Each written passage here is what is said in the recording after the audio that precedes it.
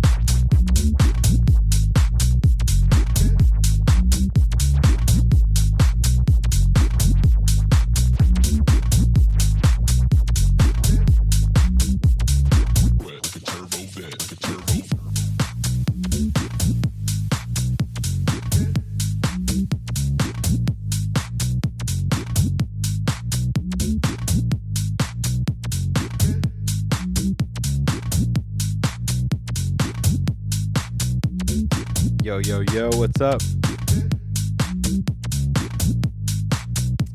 What's going on, y'all? Got Beehive music in the house. Dummy Splash music in the house. That's Turbo Vet by Roy Havens. Turbo Vet by Roy Havens on Rock Bottom Records. Definitely go check it out. Check out Rock Bottom. Check out Roy Havens. Dope producer out of the Bay Area. Happens to be older brother of my girlfriend. So definitely getting a little special privilege there, Kyle. His name's not even Roy. But it's okay. We still love him. Makes dope music. And that's what matters. So go support the music. Go support the homie. All right. So welcome, guys. Week 12, episode 12 of the Juanton Tech House Production live stream. Say that 10 times fast. Every Tuesday night, 6 p.m. Pacific time. You know I'm coming here for you guys to share my processes, how I make tech house, all the tips, tricks, techniques that I know. I'm opening up to you guys because I'm all about collaboration in music, and I'm all about building a community of producers that grow together. So if you're interested in that, make sure to tune in every Tuesday night. And if you ever miss one, don't worry. I upload all of the replays onto YouTube. So head over to my YouTube channel, Juanton Music on there, to see those every week. Of course, as always, at the end of the stream, I'm going to be doing live demo feedback. So if you haven't already, make sure to send those demos to Juan at wontonmusic.com. That's Juan at wontonmusic.com. Get it up there for you guys. And probably sometime between 7 and 7:30, we're going to be taking a look at some of those demos. I'm going to give you guys a live feedback on the stream. Of course, you can always see that feedback again later in the replay. But I think it's really good to get feedback on your tracks, and I think it helps other producers as well to get answers to some issues that maybe they run into in their own tracks. Cool. So what are we going to be working on today? If you've been following along, I've been working on this track, Drop Top. To be honest, I'm getting sick of it by now, right? We've all been there. You just listen to it. You've put in all of this work. The song's there. You're starting to get tired of that loop, and this is the hardest part, man. It's finishing the song. It's that last 10%, just getting yourself there. And most of the time, the only thing holding us back is just mental blockers, not thinking that it's done. One of the best things that I ever heard, advice that I'd ever gotten as a producer, was from Mike McFly himself out in Spain, and he told me, producers don't finish tracks, they abandon them. So I really like that, and I've been trying to incorporate that ever since. So let's get as much done as we can today, and let's abandon this one. Let's call it good. Maybe in the next coming videos, I'll kind of share with you guys the process of sending it out as a demo and see if I get anything back, see if we can get a cool release for it. Oh, we got Mr. Whitlock in the house. Welcome. Mr. Whitlock is a boss and actually happens to be one of the guys that really got me into the game, really inspired me to start DJing, which obviously led to production as well. So Whitlock, shout out. Welcome, welcome. All right. Gonna dive right into this here. Let's see if I can get Ableton up and running. Before we get into it, actually had one other thing I wanted to share because it's October, get into our little spooky habits. I want to share this little meme that just killed me this week. Hopefully you guys get a little joy out of it. If you saw the guy skating, watch it, listening to that Fleetwood Mac song, you'll recognize it. But a little Halloween for us.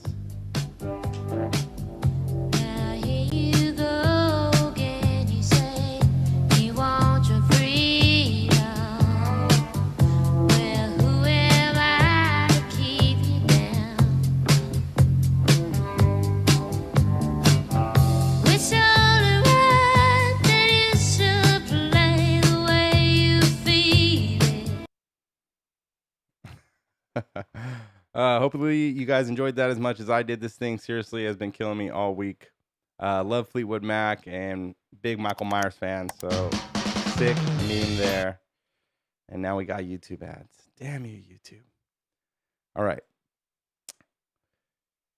Boom, there's Ableton. So really quick here, before we get started, this last session, especially when you're mixing, really big, really important to reference against your most previous mix. So last week, what we finished, I have that saved as a WAV file. I'm going to drop that in my project just so that as I'm making changes, as I'm resetting levels, I can listen back this one versus what I had before our Mixdown and make sure the changes I'm making are actually sounding better.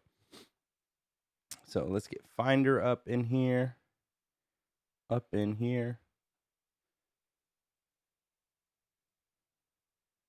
It's important to stay organized, guys. As you can see here, I have this track waves. It's in, first of all, it's in my Dropbox, so I can never lose these. Once I download them, they go into Dropbox. They're put all over the cloud, never to be lost again. It's really important. You don't want to lose your music, guys. This is your artwork. This is something that you want to hold on to for your entire life. And unfortunately, it's not something physical like we used to have in the past. So we got to make sure that we're keeping it clean. If you don't know as well, you can move things if you're on Mac into the left side here simply by just dragging it like that. And now you kind of have a shortcut there as well. Just remove that. So now back to my track waves. Go 2020, drop top, and 150 is my most recent version. Gonna just drop that in here. When you're doing your own track as a reference, double click this and just turn off the warp, because you know that your track is already at the same BPM as Ableton. So no reason to have any warping. That'll keep the quality of the track top notch. Lastly, I'm going to so I send it to my master channel because, as you guys know, I keep all this reference stuff on there. So I don't have any mastering plugins or limiting going on here. But if you did, you can actually, instead of sending to master, send to external out, and that will go directly to the output of Ableton, bypassing the master channel. Very useful little trick there, so that you can kind of bypass it. But I like to still go to master, because then I have the ability to use my filters to listen to only the low end, the mid, the high end, stuff like that. So let's listen to a little bit what we got here. A little loud in my headphones.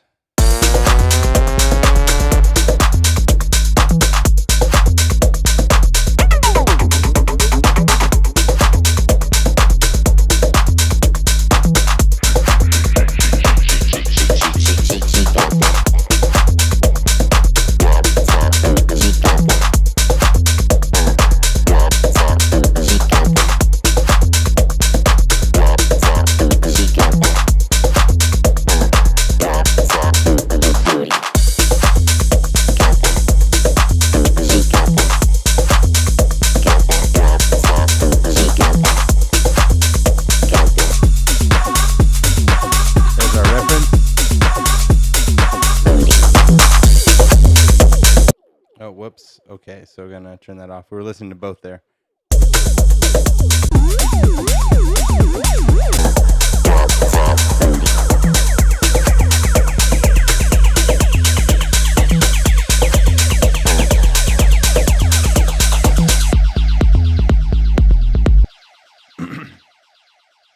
I just remember there was one thing I did want to work on. I think that I can potentially add some high end on my bass.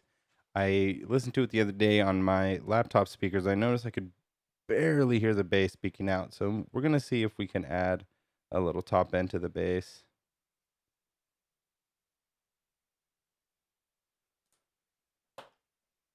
And just focus back on this drop 2 section.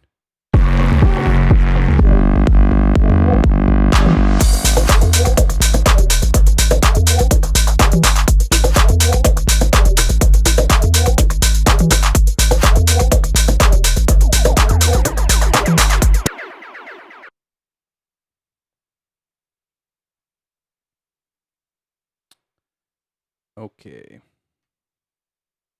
So this sound, I've been having a little trouble getting it where I want. I'm going to see if maybe using a limiter will actually help me expand it a bit. And I'm going to try something else too. CLA guitar. I heard about this from Ernesto. If you've checked out Ernesto's weekly roast, they do on Wednesdays as well.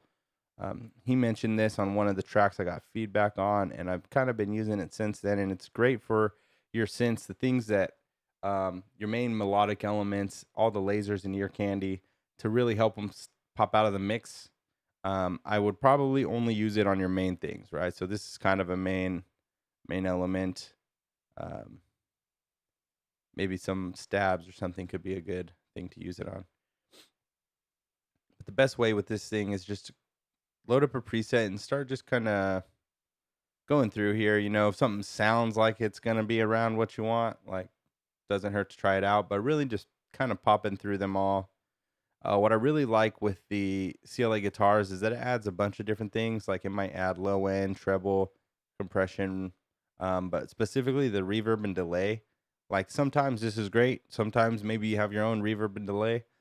I really like this because I could just turn off the reverb and the delay, or I could use it if I don't currently have one. So on this case, I probably want to keep it off. Maybe leave the reverb on just to see how it sounds.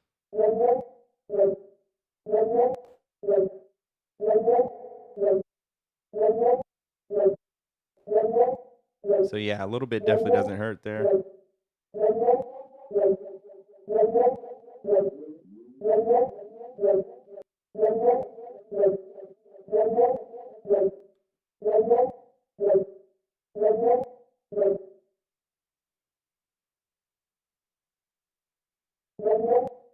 With the kick, because that's what was causing issues.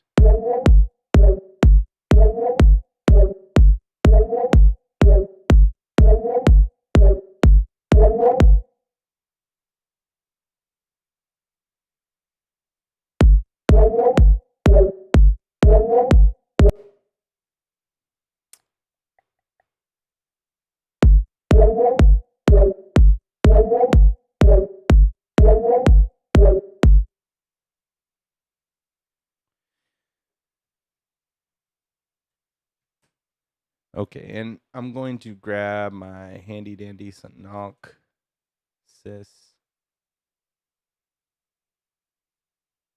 Free G stereo. We're just going to pull him out here. And I'm going to make sure that, because the way that Pro L2 works, it doesn't actually have a threshold the way some other limiters or compressor might. You just have this gain knob, but it's basically like a threshold because it's going to lower the threshold. So if you watch our wave as I start increasing this, you're going to see from the little red line how it starts pushing down on the signal. So you'll be able to kind of see how it becomes the threshold knob.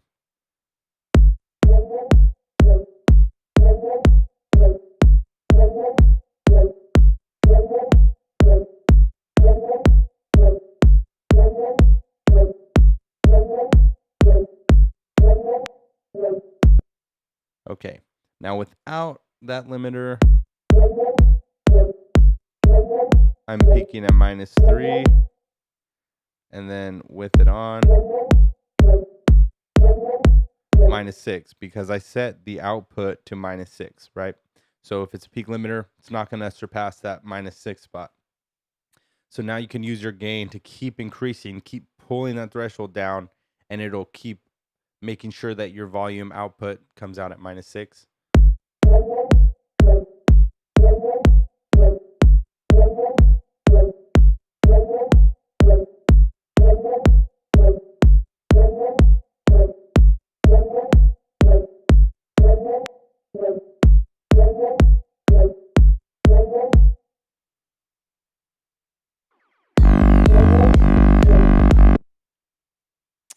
I'm going to undo some of the work I did with the LFO and see if this maybe works better.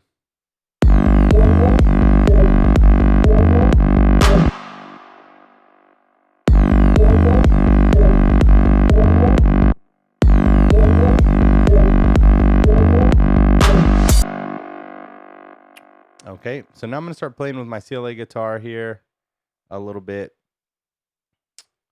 Probably pull back a bit on the limiter, but we'll just keep it there. Actually, I think I'm going to turn it off for now. Just because the limiter is after the CLA guitars, I might want to tweak the limiter, but I want to hear specifically what is CLA doing before that limiter.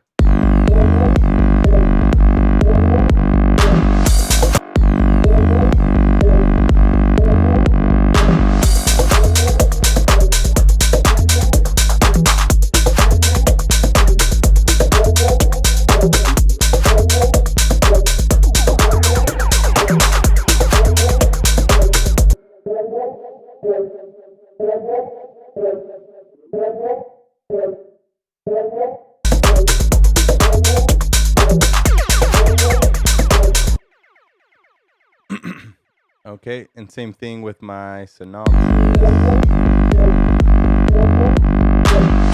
-2 before.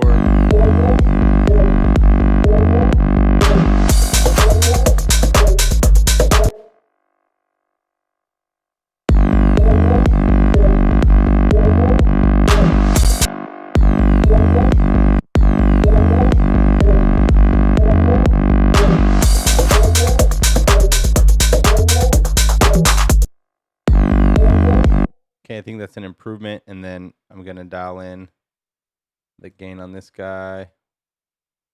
We'll set this back to 0. -2, so we're going to set the output to -2.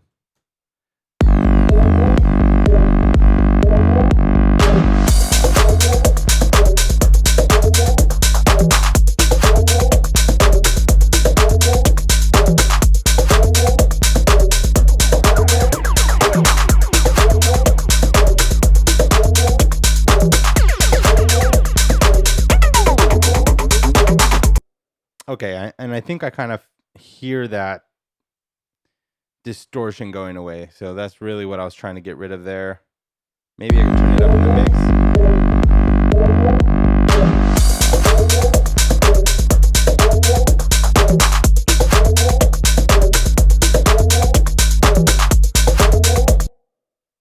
Gonna turn on Sonarworks just for a second to make sure I'm not being crazy. One of the troubles with my live stream setup right now is that I don't typically recommend mixing in V-Modas. There, you can actually see it right here in Sonarworks, but this is like the expected EQ curve of the V-Modas. We got a couple peaks up here, which could totally be what's causing me to hear this. You got this huge bump in the low end and this kind of scooped out section where things can get muddy. They're great for DJing because of this big bump in the low end. So when you're DJing out and it's really loud and you're trying to just hone in on those kicks so that you can beat match, these headphones are great. But for mixing, definitely wouldn't recommend them. Only problem is, because of the way this is set up with the microphone, I have to use closed back headphones, and my mixing headphones are Sennheisers, and they're actually open back.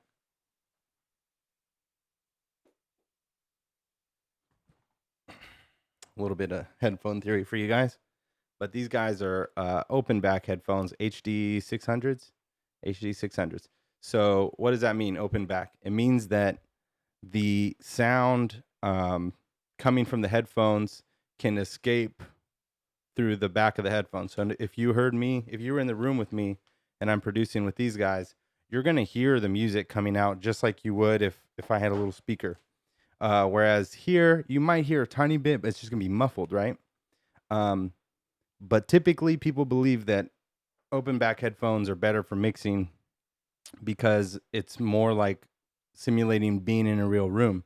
In a real room, you're not going to have walls cupped around your ears that are keeping all of that sound waves bouncing towards your ear. Like, you're going to hear reverberations off of walls. You're going to hear things as if it's in a space. So you should be mixing as if you're in a space as well. But like I said, with the headphone and feedback, I have to wear the closed back. So what I'm going to do really quick, and this might affect the way you guys hear it as well. I'm not 100% sure. I think it will because it's in the plugin chain. I'm going to turn on this wave. So that's the before. It's going to apply the correction and then give me a simulated after. So if I turn it on and turn on Sonarworks, then I can hear it differently. So one thing it does is it turns down the volume though, like 10 dBs to be safe, which is a bit of a bummer.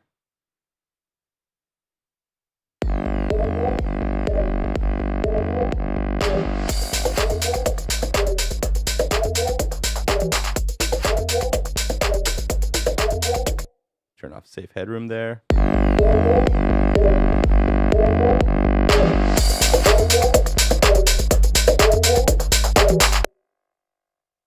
See, I hear the clipping there, but I wonder if I keep this safe headroom so it's not hitting that 0.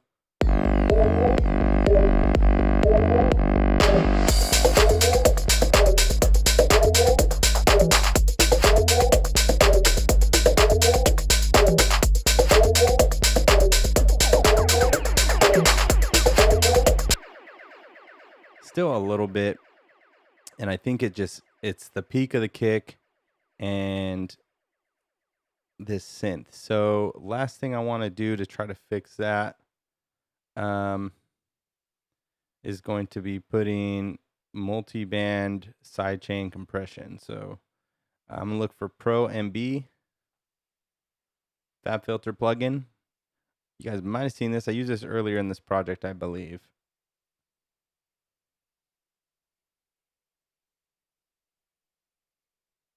You guys see that little noise for? That's CLA guitars right there. Adding just that little bit.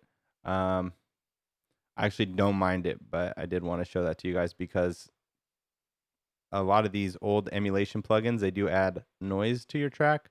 If you let too much build up, it can be bad, but it actually adds warmth, I think, to certain sounds. So I'm going to leave it here. Happy with that, but really want to hone in on which area.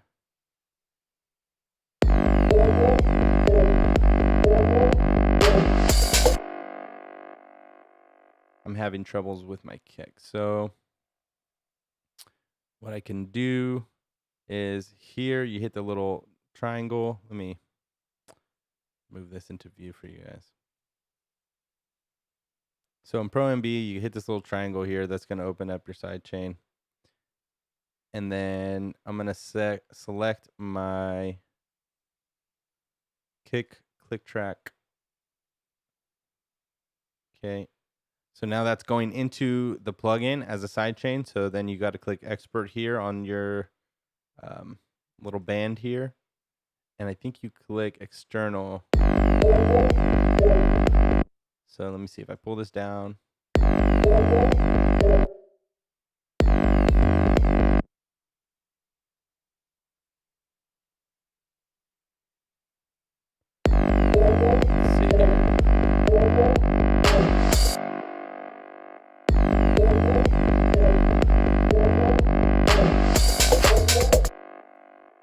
Okay, why am I not getting it?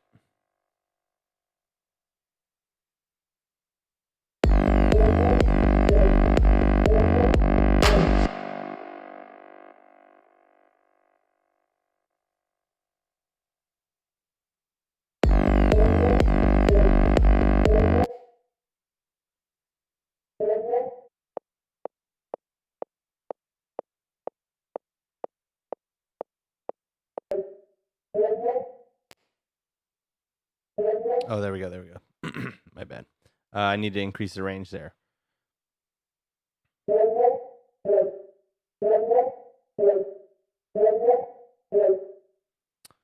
And let me just look at.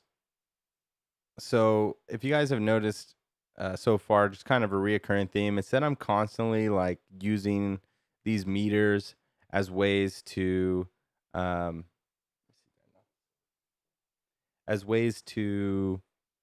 like complement my ears a bit, make sure I'm not tricking myself. And it's just like all these different ways to look at your song, because when you know you're not in a perfectly acoustically treated room, or you're not in like a perfect studio, which most of us aren't as bedroom DJs, like you need other things to help rely on. And especially just using references, like comparing them is really key. But here I'm going to be using it to hopefully try to hone in on what area is causing issues between my kick and this synth here. So I'm going to solo the kick.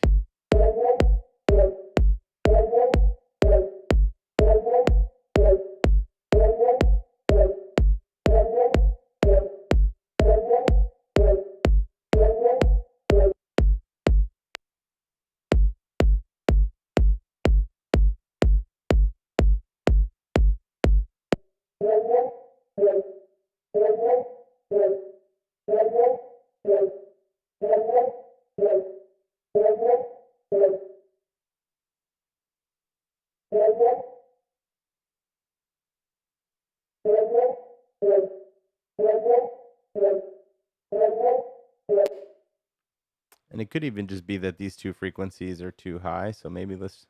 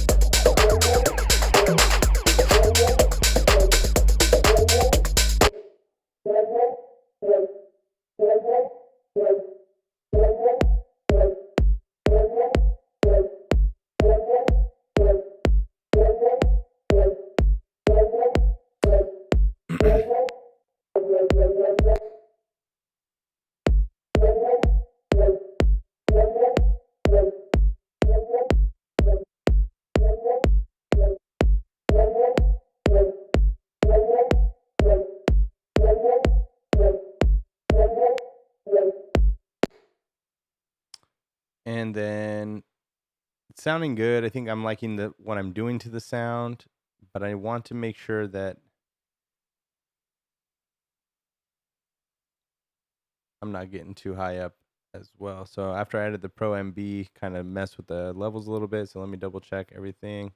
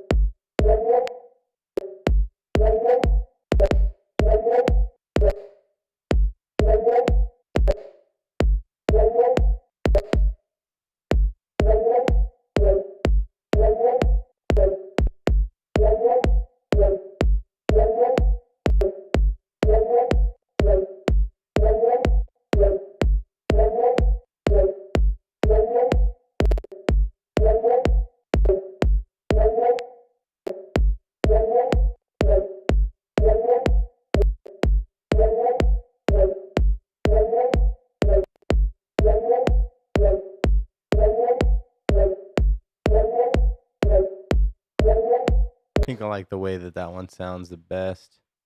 Might have to reduce my gain a bit.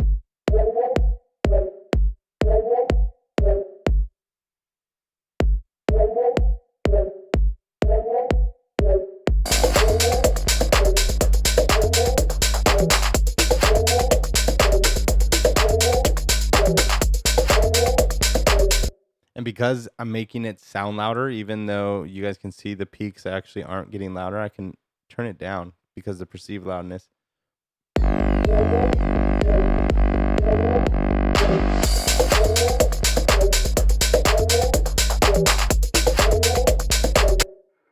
Maybe even less.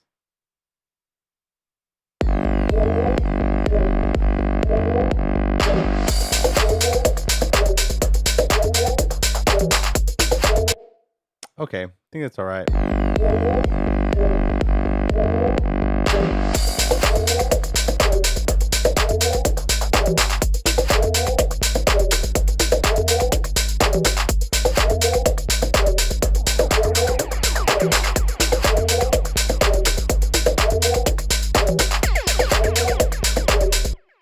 All right, kind of happy with that so far. Let me take a look at my bass. So this is the main bass channel.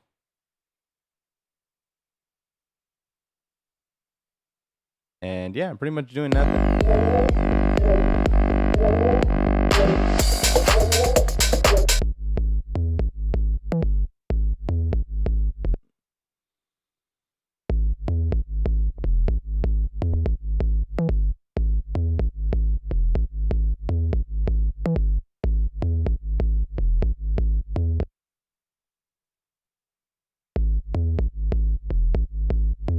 Kickstart sounds good. Okay. I'm going to bring in all my favorite bass weapons here. Let's see. You got Decapitator. And we're going to go RBass. RBass works pretty good typically with 808 style basses. Oh, sounds great. Done. Seriously, sometimes it's that easy with RBass especially. Okay. We're going to put them both before the sidechain for sure. Gonna turn off Decapitator for now. You know I can't do anything without my man Sonalksis Free G Stereo. They need a better name. I hate saying that word. Sonalksis. Sonalksis. Maybe the L's silent. That's embarrassing. Sonalksis. Okay.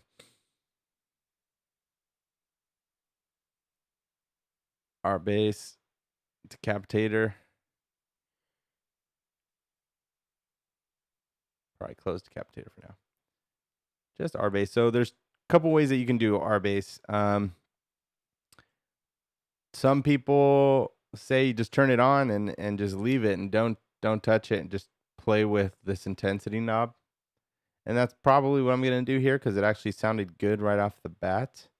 But sometimes I think it's you do want to kind of mess with this frequency knob. So like, for instance, I know that our track's in G. So G, I'm pretty sure is 100 hertz. Don't quote me on that. Let's go double check. Frequency chart.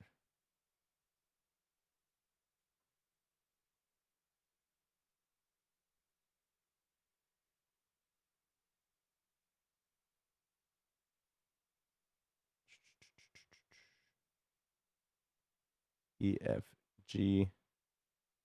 98, pretty close. 49 and 98. 98, there we go. So with it, without it, but really you want to listen to it in the mix. So without it,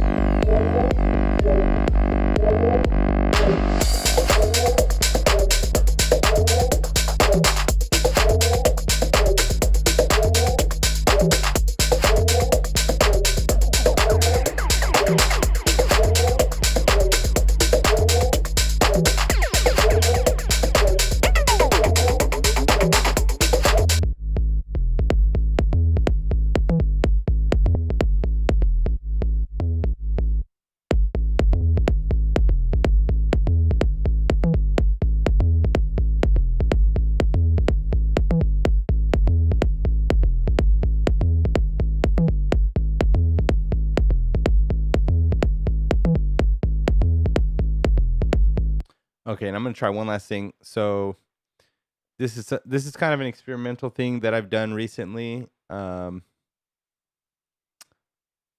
gonna just try it out really quick. So we just have a 2-bar loop, so this should be easy. So I'm just gonna loop this 2 bars. Oops.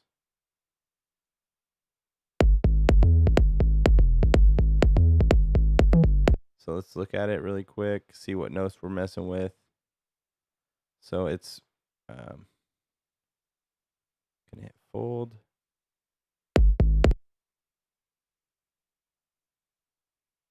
So we're going G, D sharp, G, G, D sharp, G, G, D sharp. So yeah, just G and D sharp, except for the 1 F sharp, and we do go up to the D sharp 3 over here. So it's really only 3 notes, 4 if you count this one. It's a different octave. I guess 5 if you count this as a different octave as well. But what I'm gonna do is I'm just gonna modulate, or not modulate, automate the frequency on this to go up and down as the notes change. And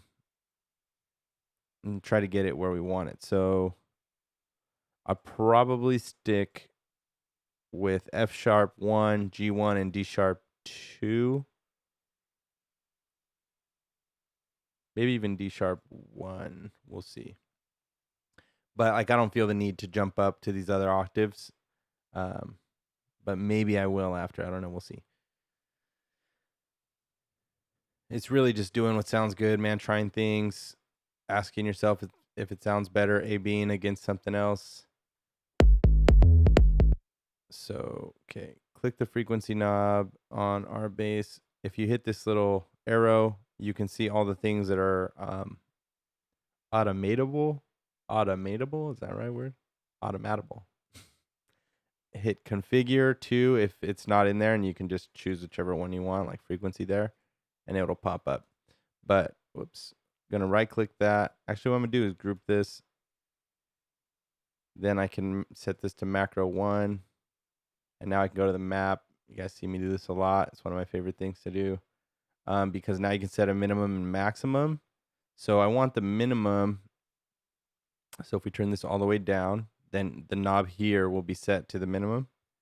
And I'm just going to move it up until I get to where I want. So what I say the first one was D sharp 1, go back to our frequency. The worst frequency chart ever.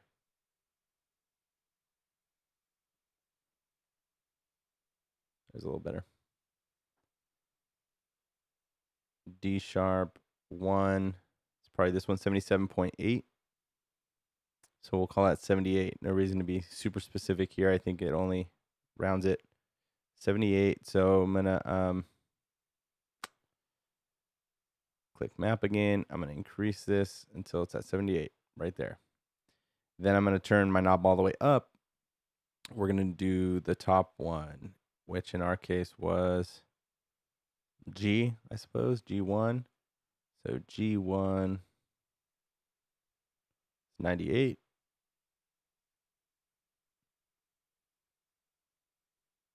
Go back to the map.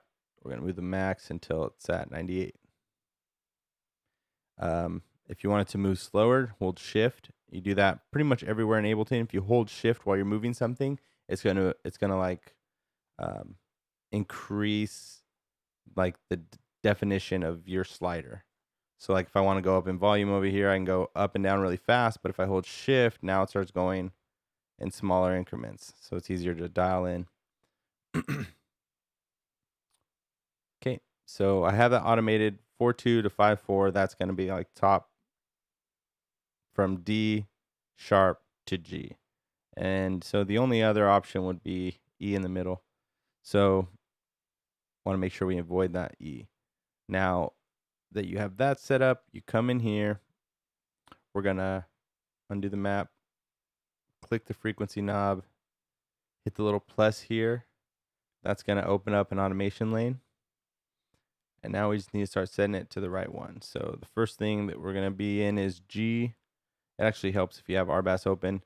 One thing I don't like about Ableton is that it's not smart enough to know that when I'm automating this parameter on whatever plugin, it's just going to give me, see, the number is going to be from 0 to 127 because that's like the velocity scale. But that doesn't really translate to what we're actually automating, which is a frequency. So like, wouldn't it be cool if it actually said this was 77 and that was 98?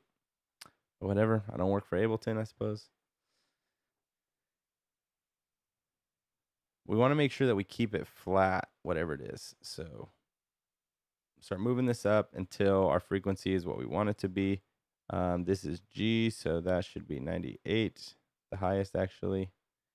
And then this one is D sharp, I believe. Yeah, it's going to be D sharp all the way until there. So D sharp is our bottom. G sharp is our top.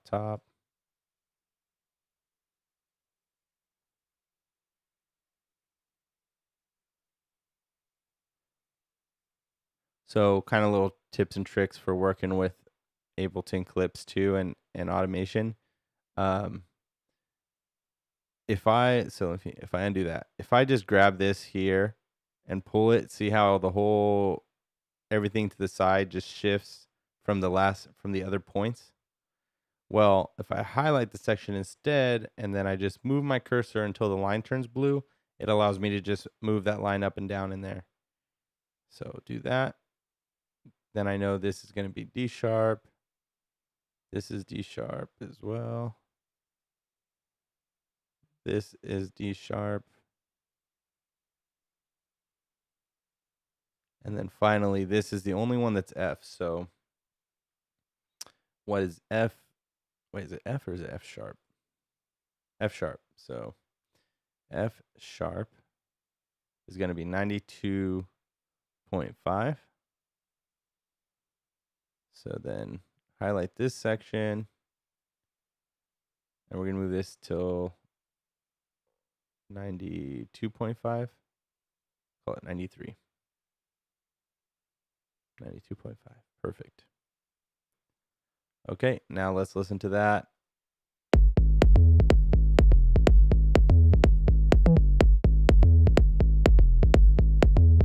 Without it.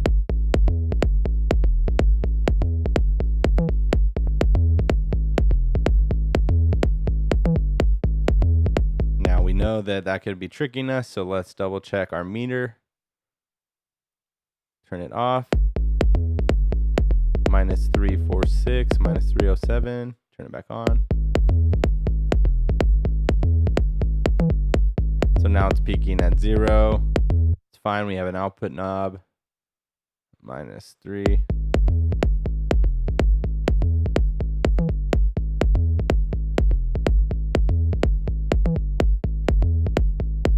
That's close enough, I think, to compare.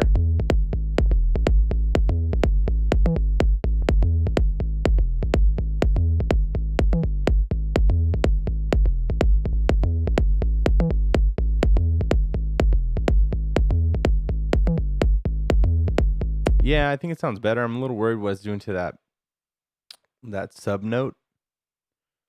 So maybe later what I'll do is I'll test this out in my car. That's like my favorite place to test a track.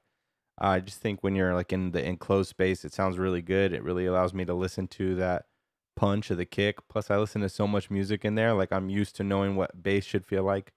And if I feel like the sub got compromised in this, then what I'll come back and do, which is even more like advanced thing to do here, would be to break this up into two, kind of like frequency split it essentially, so that I have the low end untouched. That's just the subharmonics, like below 60 hertz.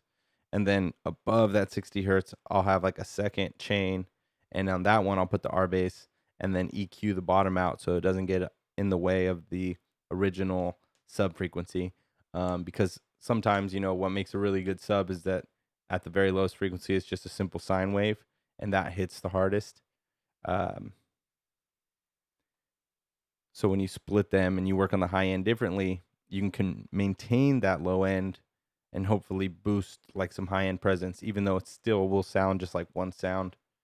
That's the goal at least, but we'll see. Don't go there unless you absolutely have to.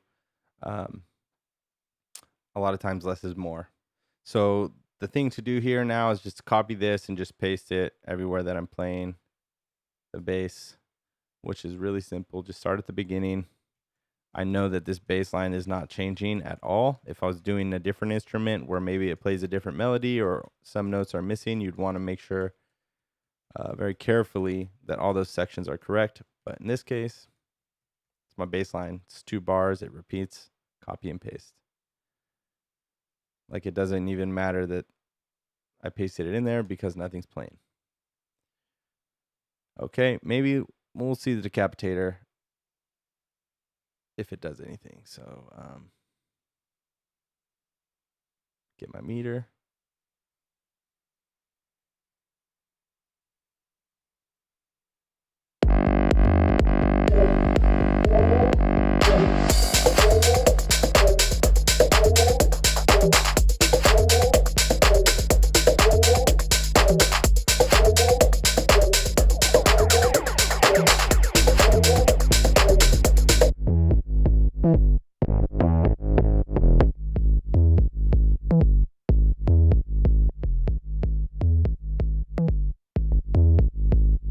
So obviously that immediately sounds better, but again, don't trick ourselves. It's 2 decibels louder.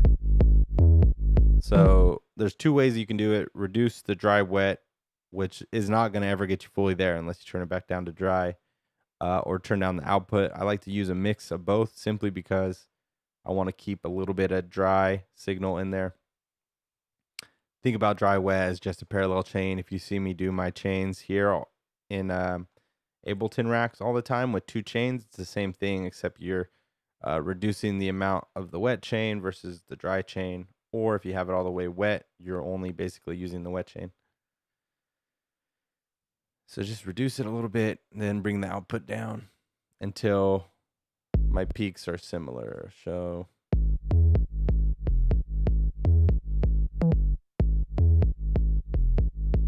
it's actually quieter.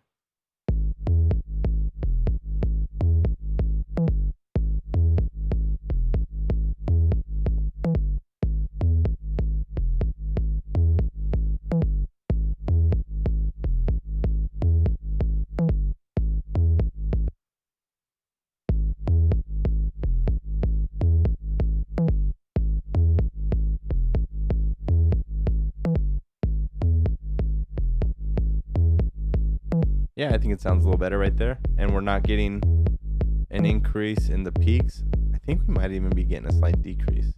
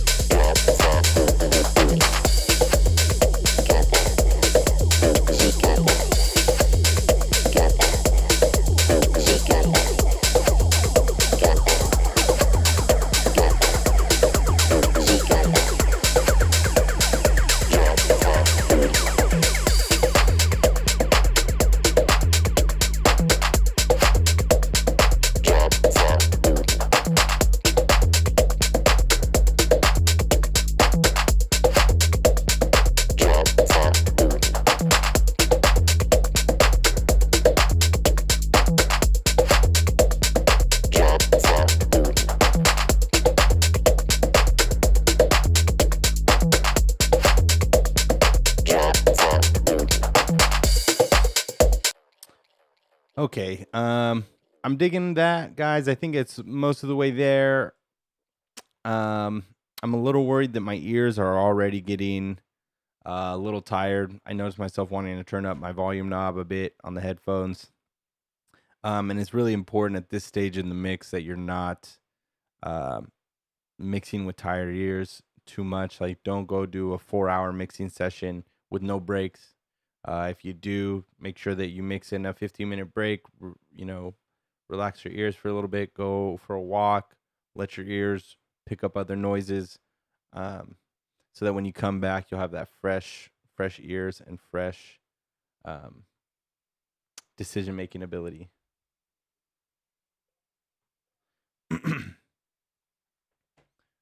All right. Let's just do a quick check of like this drop section in the original version before this mix, and then with what we have.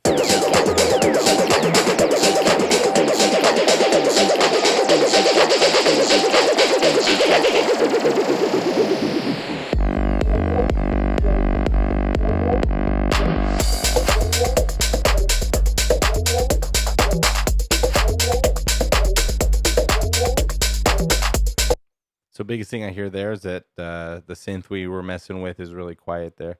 Now let's listen to what we have now.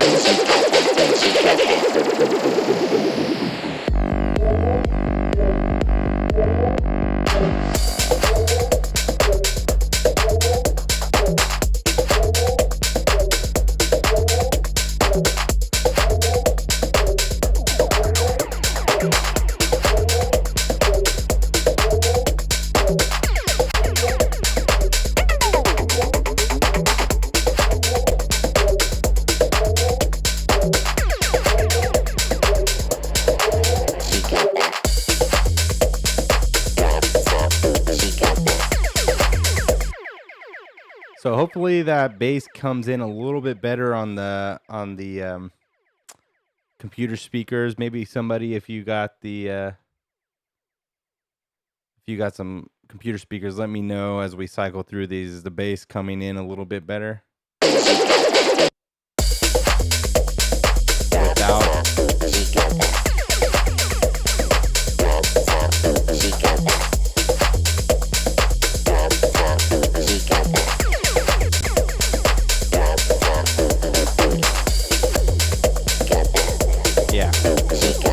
definitely sounds like it's poking out of the mix a little better.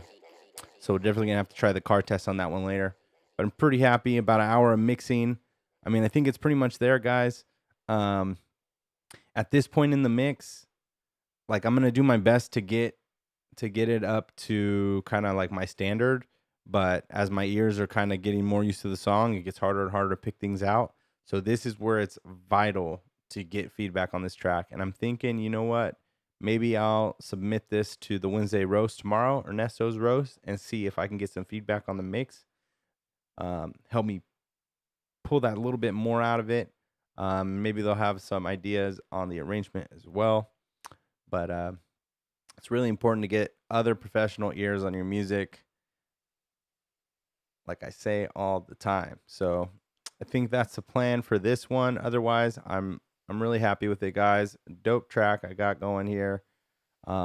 Really happy I was able to build this on the stream. And now I'm thinking, like, where do I go with the stream from here? So I could continue working on a couple other songs that I have. So I may do that. But I'm also considering doing some live collaboration. So we'll see here in the next couple weeks if I can get a secret guest to come on and start working on a track with me. So keep an eye out on the socials for that one.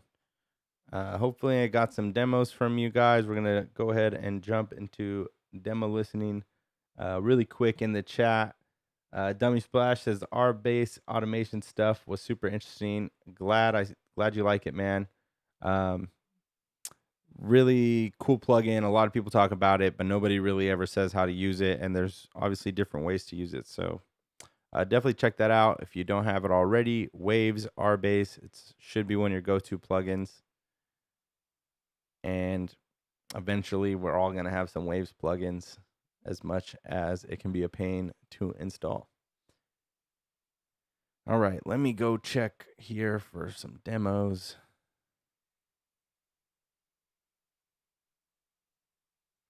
First up, it looks like we got Dummy Splash in the house. Got it here. Boom. We got Turn My Music Up by Dummy Splash. 5 plays already. Dang, man. Couldn't even give us a fresh one. Just playing. Dummy Splash, Turn My Music Up. Let's see what we got. Let me refresh the page.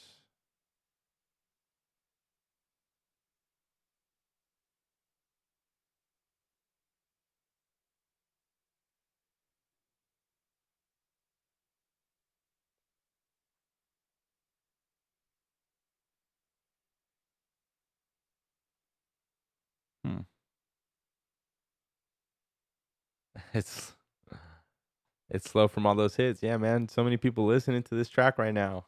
Can't even get a hit on it.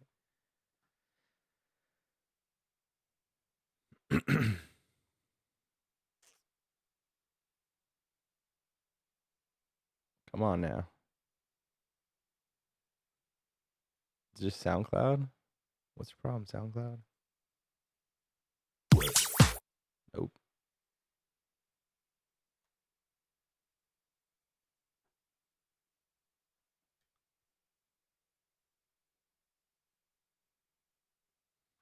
You sent me a broken track, man.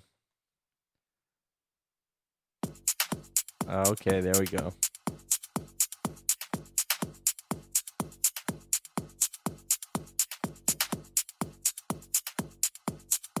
I'm liking these hats already.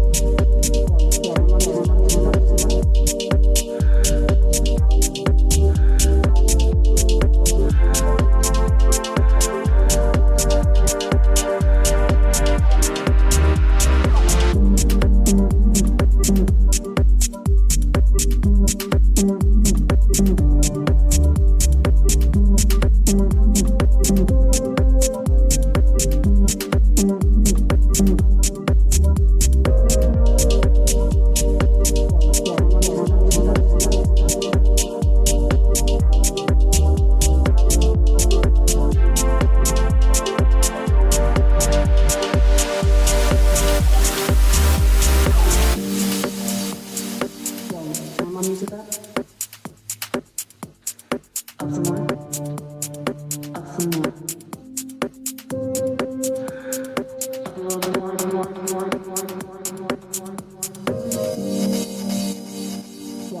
my music up. Up some more. Up some more.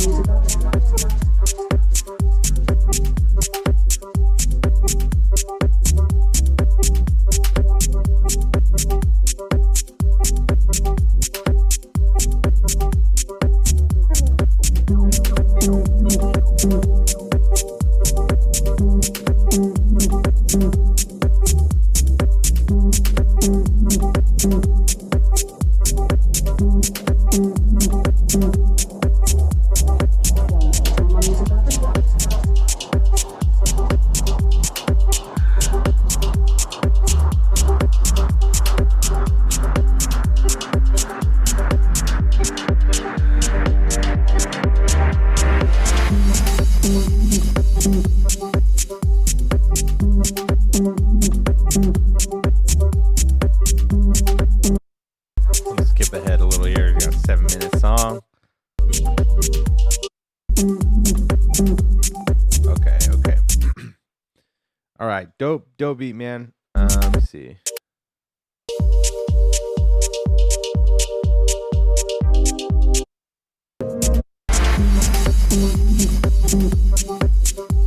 I really like the tops, like this little top loop you got going on is super dope.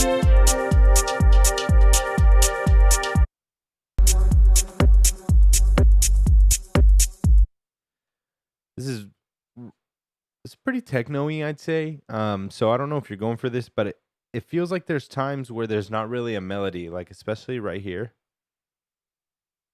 in this breakdown.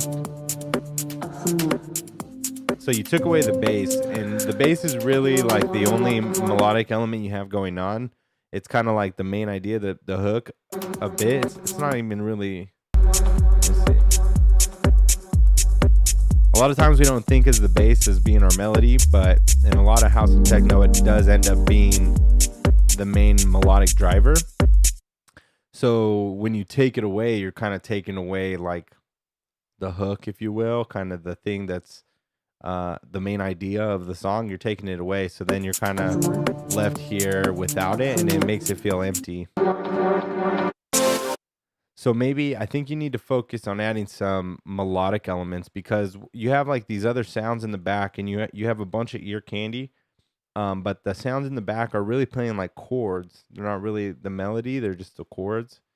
So you could play with some melodies, maybe like try putting a melody on top to work with the bass line, or even try like creating a melody with a synth using the same notes as the bass line transposed up a couple octaves, and see if those can play from time to time to keep accentuating the idea that you're trying to convey to the listener. And then to continue that, here in this section where you have no bass, you can use that instrument as like to keep that melodic idea going.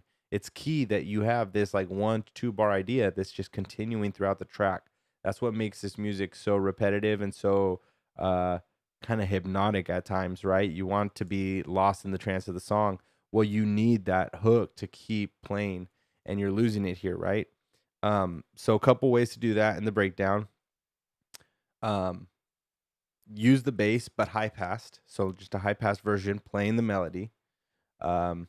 Or take another instrument that's an octave or 2 up and have that play the melody or the bass line.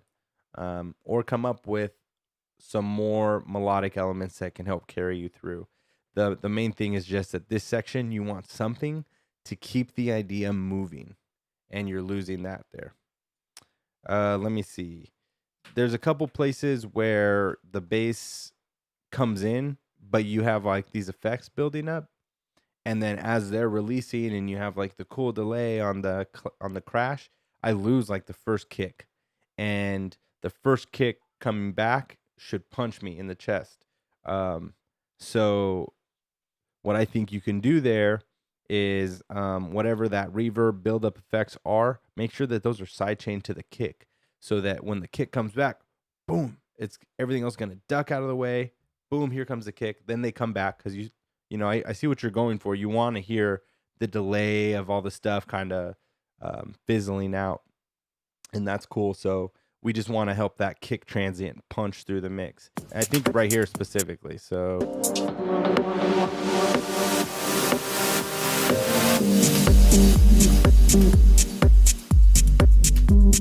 like we're into the beat, and it never feels like that first beat comes in really hard. Another trick there would be to take away the low end of everything, slowly reducing the low end, and then right when that first kick comes back, you turn off that low end filter, let everything come back, and just maybe the weight, the punch of that kick will come through at the bottom. Could even be doing some EQ on the crash and whatnot there. And that's about it. Last thing, I said the Vox seems to get lost sometimes, like the delay effects you have on it kind of push it to the back of the mix, and it feels like it moves in and out of the front of the mix. And I think that, like, especially when she's saying like turn the music up or whatever, she's saying that it would just be a little bit clearer if maybe you had a dry channel. So like maybe you have another channel with her saying that, but no effects on it, and just mix that up into the delayed version until it's a little more clear what she's saying, but you could still hear whatever other effects. Other than that, dope track. Keep it up. Dummy Splash back with tracks every week. I know he's got a whole catalog, so he's never going to leave us without a demo to listen to. So thanks for turning it up. All right, we got Beehive next with the demo. Let's see. Copy that link.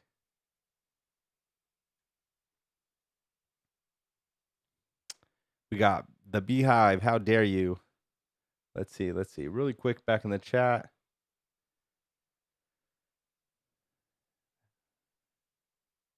Cool. Dummy Splash, liking the feedback. All right.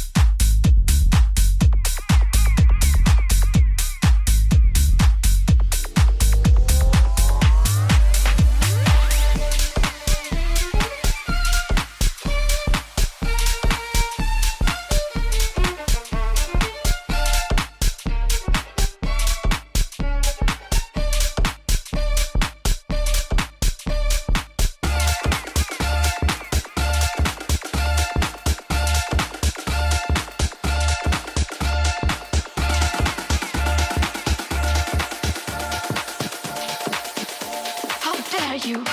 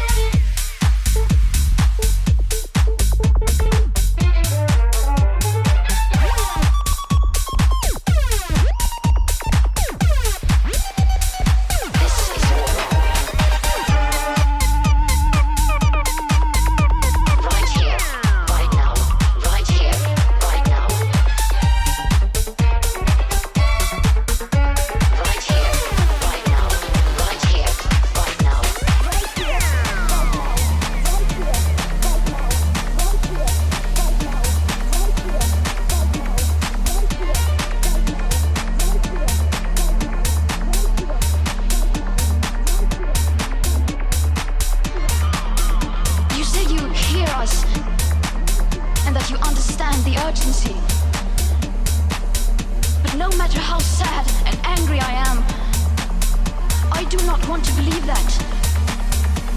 How dare you pretend that this can be sold with just business as usual and some technical solutions?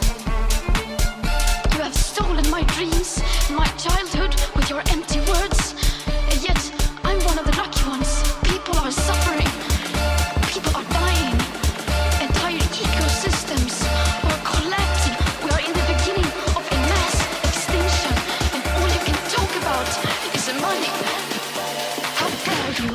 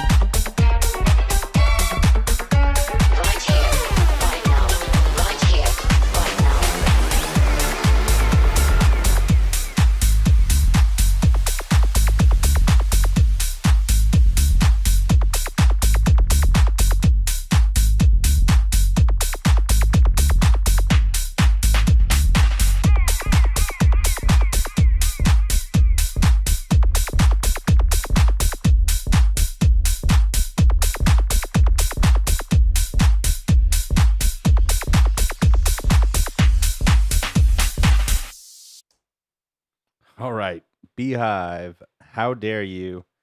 Dope track.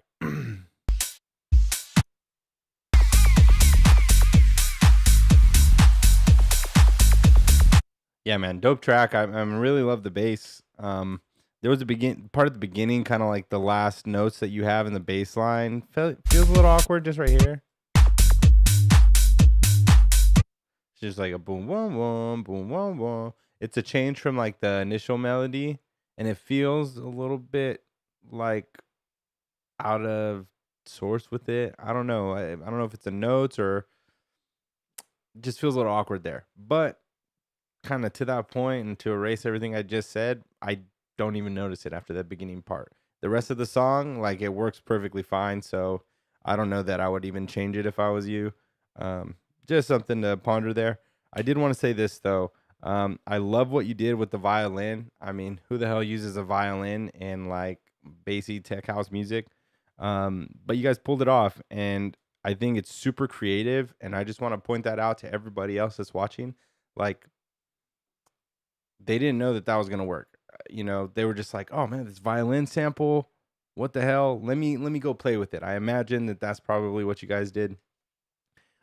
You just played around with it, and something came of it, and it's just a happy accident, most likely.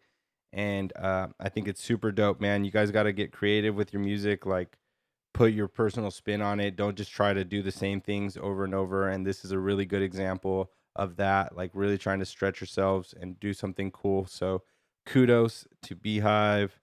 I don't know if that was Dennis's or Noel's idea, but super sick. I'm sure they'll both take credit. Pure luck, exactly. Pure luck. But you know what people are gonna like most about your music sometimes is just gonna be the things that you completely found by happenstance, just playing around. And that's the importance of just sitting there and playing around. And sometimes music can be frustrating, you know, like there's times where I sit down, I work on music for 2 hours, and I feel like I went backwards on that song, if anything. But those hours are important because that's the only way you're gonna find some of the really creative things. So kudos on that. Otherwise, guys, like I don't have much. Maybe I'll try to give this a listen in my car for some more specific mixing feedback. But I didn't really hear anything jumping out at me that was really bad. Like I think you guys are really close with this track. If there's anything that bothers your ears, maybe play around with that. But otherwise, like just squeezing out the last bit of mix, doing a good reference track, and make sure that you're getting that loudness level up to par. And this is ready to send. Dope music.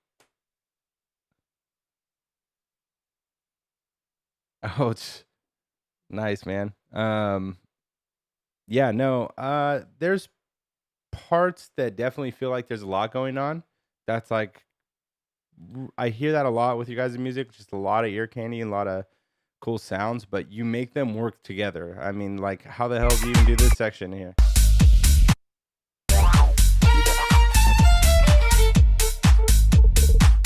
I don't know. It just sounds like they're all working together well. So I think it matches your guys' style, and I think the track sounds good to me. So not too busy.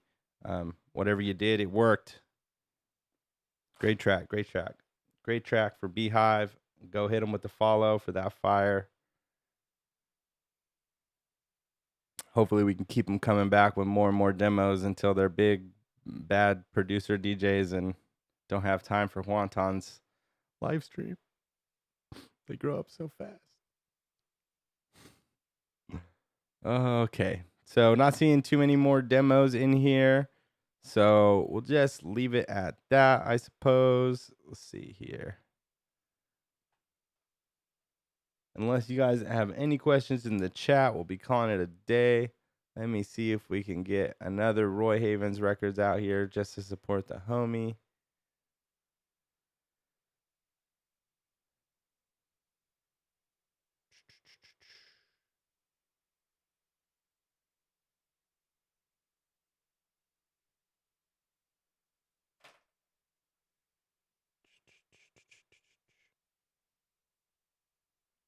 Alrighty.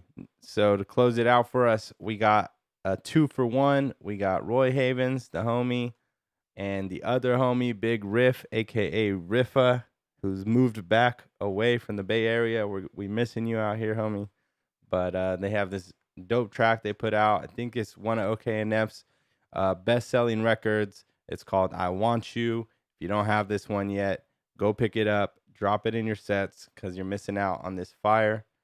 But other than that, that's about it for this week, folks. Thank you for tuning in. Don't forget, we'll be here every Tuesday night, 6 p.m. Pacific time. We're listening to demos. We're sharing our tips and tricks. We're getting to know each other better, and we're sharing all of this knowledge about producing music, producing dance music, and just living our best lives. So keep at it this week, guys. Keep producing. Stay curious. Keep working on it. And if you haven't yet, make sure that you figure out your plan to vote, because this is the most important time in American history to make sure that your vote matters.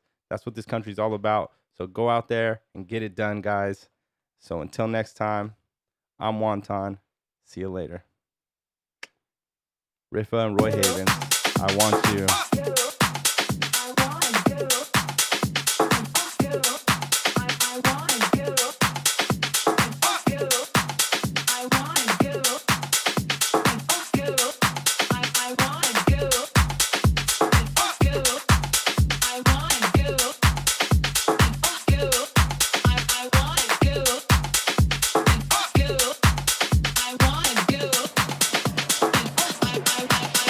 Balls.